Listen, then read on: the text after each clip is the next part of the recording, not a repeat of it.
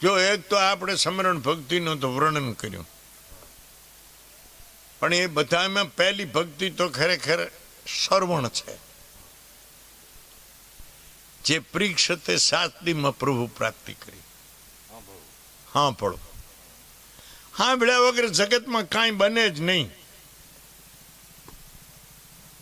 સાંભળવું પહેલું જોઈને કે સાંભળવા વગર કાંઈ થાય નહીં. શું સાચું છે શું ખોટું છે કાંઈ આ સાંભળ્યા વગર જ ભટકી ગયા છો બધા. ઉંદેડોય દેવને, એરુએ દેવને, ગધેડોય દેવને, કૂતરોય દેવને, આ બધા ભારતમાં પૂજાય છે. પાડા વરતો હદ કરી બાવા પૂજાયો તમે તો ઠીક બધાય, પણ હવે હદ કરી નાખી. હા, ભજન છે પાડાનું. હા, હા, બાવા કોઈને મૂકે નહીં, માર ખાય તો ક્યાં તો ખરો. હા, એ પાડાનું ભજન કીધું છે. એટલે વાલા માણસ કોઈની નહીં. એ મારા દેશની સંસ્કૃતિને તો જો બગાડી છે. એટલે કોક આરો ભરો માણા બે પાડો. આ દેશમાં જુઓ, વડ પૂજાય, વડવાઈ પૂજાય, પીપરો પૂજાય, દ્રવડી પૂજાય, દ્રંભ પૂજાય, ખીજડો પૂજાય, એરું પૂજાય, ઉંદડો પૂજાય, ગધેડો પૂજાય, કૂતરો પૂજાય, વળતીઓ પૂજાય, પાડો પૂજાય. અરે ડોબીને હતા ધરના એક મહારાજ બરાબર હોશિયાર હતા. ની કથા હતી હતી કે આ સત્તાધાર વાળા પાડાની માતા એની મા છે. તે લોકો એને વધાવવા માંડ્યા ને અને પૈસાનો ઢગલો થઈ ગયો.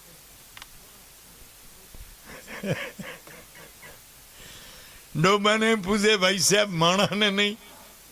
હે મારા દેશના લોકો,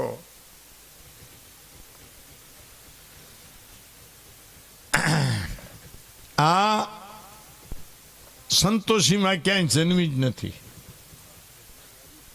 કલ્પના ઊભી કરી છે. આ દશામાં ક્યાંય જન્મી જ નથી, કલ્પનાથી ઊભી કરી છે.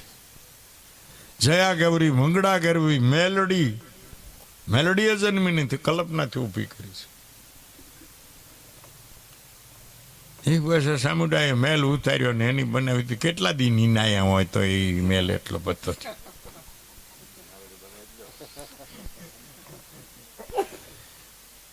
એટલો બધો તો નાયા કેટલા દી ની હોય એ એક પ્રશ્ન છે ને. દેખીએ ભાઈ, દેવો આ પાંચ છે: આકાશ, વાયુ, તેજ, જળ ને પૃથ્વી.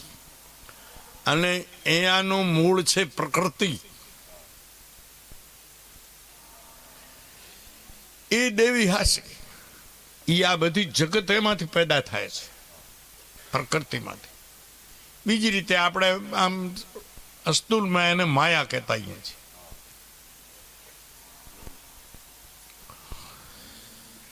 તો આ ખૂન એમાંથી બને છે. ખૂન કોઈને સાબિત રહેતો હોય તો એ ખોટી વાત છે.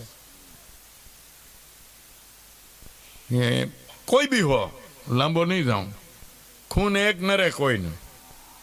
ખૂન પ્રકૃતિ બનાવે છે એ હાસો છે. મા બાપે ખૂન નથી બનાવી એક, ત્યાં પ્રકૃતિ દ્વારા બને છે ને. એ તમે અનાજ ખાઓ ને એમાંથી બને છે, પ્રકૃતિ દ્વારા બને છે. હકીકતમાં ભગવાને નથી બનાવતા. એ ભગવાન એવું કામ, ભગવાને તો એને પ્રકૃતિને સોંપી દીધો છે. એ કાર્ય બધું એ કરે. એટલે પ્રકૃતિ માતા છે બધાની. એને ખોળે રમો તો બરાબર છે, એમાં મારું ખોટું નથી, તમારું ખોટું નથી. ખોળે એટલે એને કહેવાય કે પર્યાવરણ ક્યાંય બગડવું ન જોઈએ.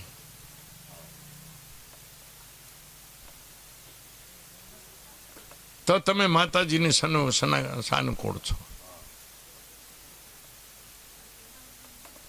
પર્યાવરણ બગડે તો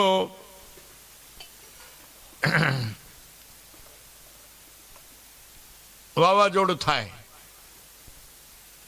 ધરતીકંપ થાય, દુષ્કાળ પડે, હોનારત થાય, બીમારીઓ આવે, જાત જાતના રોગ આવે, એ પ્રકૃતિને આપણે દોષિત કરીએ છીએ. એટલે અનુભવ તો અહીંયા સુધી કે છે કે દુકાળ પાડવો એ માણસના હાથમાં છે, આને વરસાદ વરસાવવો એ માણસના હાથમાં છે, રોગોને દેહવટો દેવો એ માણસના હાથમાં છે, રોગ લઈ આવવો એ માણસના હાથમાં છે.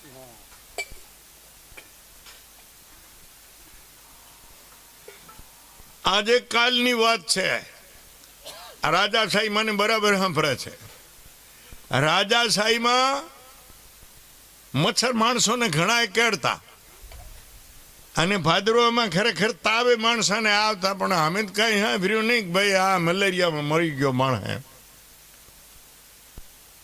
કાં કર્યા તો કાં લીમડો ને કાંક મામે જો પાય બેદી એટલે મટી જાય. કાંઈ અમે તો કોઈ મરતાય ભાર્યાની ભાઈ સાહેબ એમાં.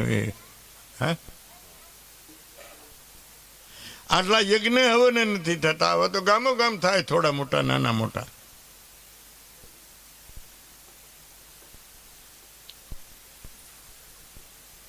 એટલે આ રીતે. અને આપણો ટીપણો છે એ કાંઈ ટીપણો હાથો નથી, એ અનુમાન છે. ને ટીપણું એ રીતે જોતા હોય તો બરાબર છે કે જે રાશિ ઉપર આવી ગયું હોય સૂરજ, તો એ આ ફલાણી રાશિ માથે હોય તો આ રોગ નીકળે, આવું હવામાન નીકળે.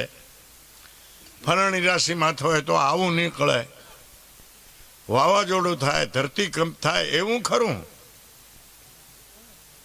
બાકી આ તમારે શું થશે ને કેટલું નુકસાન થશે ને એવું તો કાંઈ ટીપણામાં હોય જ નહીં ને. અને આ ટીપણા બહારના દેશોમાં નથી, એને કોણ આ બધું જોઈ દેતો હશે?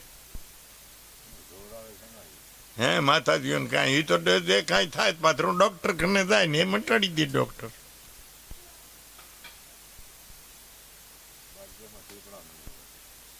બહારના દેશમાં ટીપણા કેમાં? ટીપણા નહીં, દેવી દેવતાઓ નહીં, ભૂત પ્રેત નહીં. એક આઈન છે ભારતલાલ ક્રિયા છે, જે ઊંચામાં ઊંચો સિદ્ધાંત છે ઈશ્વરી વાણી. કારણ કે આ આપણા સનાતનમાં એવી સુવિધા છે, એવું સિદ્ધાંત છે કે આખા વિશ્વને તમારું કુટુંબ માનો. આવો સિદ્ધાંત છે વેદનો.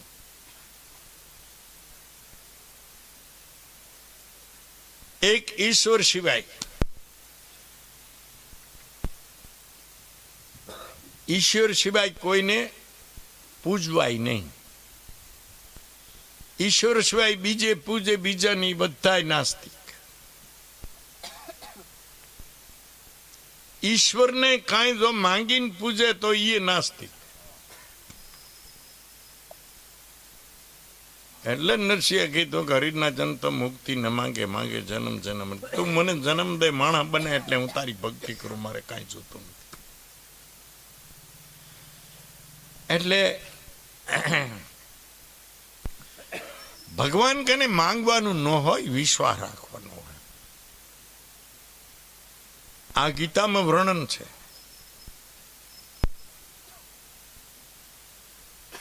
તું મને પૂજ, મારી આરાધના કર, મારામાં વિશ્વાસ રાખ. માંગવાની તો મના કરી છે. તારો ફળ માંગવાનો અધિકાર નથી. છેલ્લા 2 તો બહુ, છેલ્લા 2 અધ્યાય છે એમાં બહુ કીધો છે, 17-18 કે તારે માંગવાનો અધિકાર હક નથી. એ તો હું તને તારો અધિકાર જોઈને આપીશ, તારો માંગવાનો હક નથી. ગીતામાં ઘણી ઠકાણે કીધો છે. હવે આ સાધુ સંતો ભક્તો કેટલા હશે ભગવાન કને માગે ને આમ ઈશ્વર ઉપર વિશ્વાસ કરાય, મંગાય નહીં. દેવોને પૂજે તો 17 વાર નાસ્તિક છે, પણ ભગવાન કને કાંઈક માગીને પૂજે એ નાસ્તિક. ઠીક, હવે આ તમારું લઈ લો, થાકી ગયો.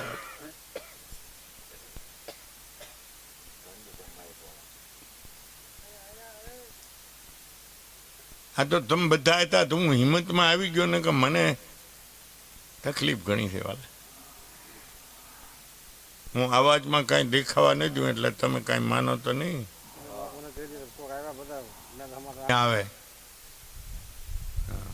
ટાઈમિંગનું આવે.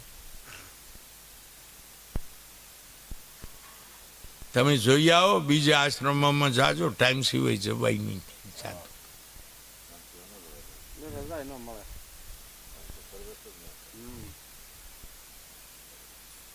બાપુ ભજનમાં છે.